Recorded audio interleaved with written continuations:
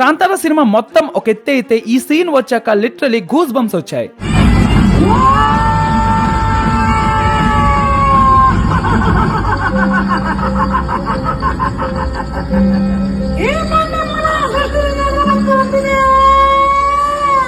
Kantara movie climax లో heroine Kalavathi నువ్వు త్రిశూలం పట్టుకోగానే శివుడివి అయిపోవు అని అంటుంది. అలానే నేను స్త్రీని, నన్ను నువ్వు ముట్టుకోలేవు అని చెప్తుంది. అప్పుడే హీరో శివలో ఒక శక్తి వస్తుంది. అయితే అతనిలో పూనింది సాక్షాత్తు చావుండిదేవి. చావుండిదేవి దుర్గమ్మ యొక్క రూపం. ఎలా అంటే చండింక ముండనే ఇద్దరి రాక్షసులని దుర్గమ్మ యుద్ధం చేసినప్పుడు తన లోపల నుంచి కాళీదేవి వచ్చి వాళ్ళ ఇద్దరిని చంపేస్తుంది. అలా చండింక ముండిని చంపడం వల్ల తనకి చాముండిదేవి అని అంటారు. ఆ పేరుని చావుండిదేవి అని కూడా పిలుస్తారు. అయితే చావుండిదేవి గులిగ దేవుడి యొక్క చెల్లెలు. మీరు కాంతార సినిమాలో ఈ పాట వినే ఉంటారు.